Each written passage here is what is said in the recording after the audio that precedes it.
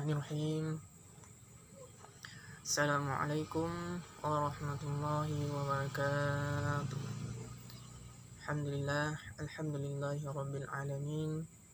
Wassalatu wassalamu ala rasulina Muhammadin sallallahu alaihi wasallam wa ala alihi wa sahbihi ajma'in, amma ba'd. Seluruh mahasantri dan mahasantriwati yang saya banggakan dan yang saya hormati, kepada Ibu Darmawati selaku dosen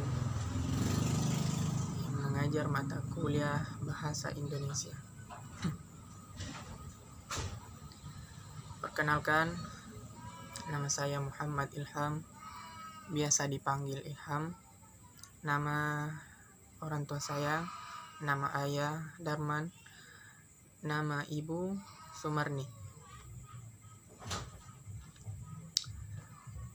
Alamat saya Dusun Pajalesan, Desa Barai, Kecamatan Mario Riwawo, Kabupaten Sopeng.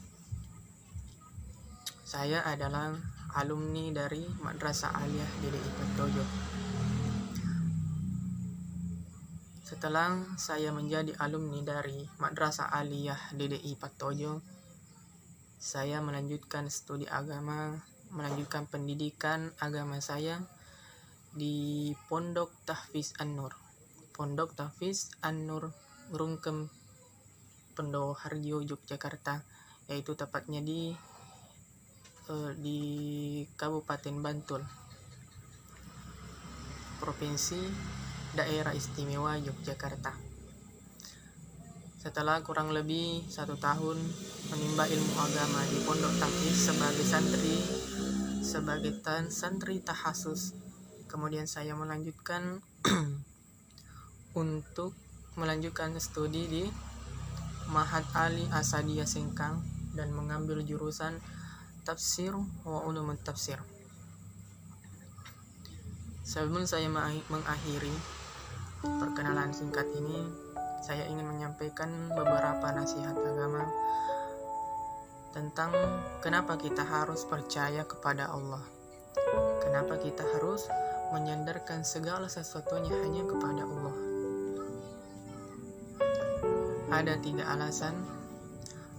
alasan yang ingin saya sampaikan dari berbagai banyak alasan yang menyatakan bahwa kita harus percaya hanya kepada Allah. Yang pertama yaitu dari surah Al-Duha. Surah Al-Duha ayat 3 yang mengatakan, ma wadda'aka rabbuka wa ma qala. Tuhanmu tidak akan pernah meninggalkanmu dan tidak pula akan benci kepadamu. Jadi Allah satu-satunya zat yang tidak akan pernah meninggalkan kita dalam keadaan apapun, baik itu dalam keadaan senang kita maupun dalam keadaan susah kita. Maka dari itu, percayalah hanya kepada Allah, jangan percaya kepada makhluk. Beda dengan jika kita percaya kepada makhluk. Jika kita percaya hanya kepada makhluk, makhluk itu bisanya cuma datang ketika kita senang, biasanya cuma mengecewakan. Makhluk cuma datang saat kita senang, saat kita di posisi yang tinggi. Manusia hanya datang di saat kita sukses, di saat kita rendah, di saat kita gagal. Mereka akan membenci kita, mereka akan meninggalkan kita, dan mereka tidak akan menganggap kita.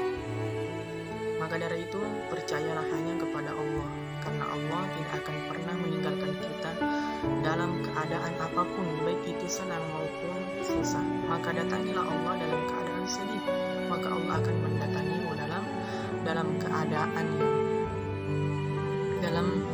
maka datangilah Allah dalam keadaan senangmu, maka Allah akan mendatangimu dalam keadaan sedih. Kemudian alasan yang kedua, kenapa kita harus percaya kepada Allah, kenapa kita harus menyandarkan sesuatu hanya kepada Allah. Karena barang siapa yang percaya hanya kepada Allah, maka Allah akan menjaga hatinya akan menjadi tentram. Ihfadillah yahfadka, jaga Allah maka Allah akan menjagamu. Jika kita ingin hidup kita bahagia, ingin hidup kita tentram, maka percaya hanya kepada Allah. Jadinya hati ini akan menjadi tentram. Bukankah penyakit yang membuat hati kita tidak bahagia itu adalah khawatir, gelisah, ragu, dan semua ini diistilahkan dalam Al-Quran dalam satu kata yang berbunyi hazan. Apa itu hazan? La tahzan innallaha ma'ana. Jangan bersedih. Berarti jadi arti dari la tahzan, jangan bersedih. Innallaha ma'ana, Allah selalu bersama kita. Jangan engkau berputus asa dari Allah. Sesungguhnya Allah selalu bersama kita. Ketika kita hanya percaya kepada Allah dengan keyakinan yang mantap di dalam hati kita, maka Allah akan menggenggam hati kita dan mengisinya dengan kebahagiaan. Kemudian yang ketiga, kenapa kita harus percaya kepada Allah? Karena Allah adalah zat yang tidak mungkin mengecewakan hambanya. Allah tidak pernah mengecewakan hambanya yang meminta hanya kepadanya. Wa idza sa'alaka ibadi anni fa inni qarib ujibu da'watad da'i idza da'an. Allah sendiri yang berjanji di dalam Al-Quran bahwasanya aku dekat dengan hambaku dan aku akan mengijabah seluruh doa dari hamba-hambaku yang meminta dengan sepenuh hati kepadaku, yang selaras dengan hatinya, sehingga kita tidak perlu ragu Allah akan mengecewakan kita. Beda dengan makhluk. Barang siapa yang menggantungkan harapan, barang siapa yang berharap kepada makhluk, maka siap-siap Anda akan dikecewakan. Maka percayalah hanya kepada Allah. Karena Allah adalah satu-satunya zat yang tidak akan pernah meninggalkan kita. Kemudian yang kedua adalah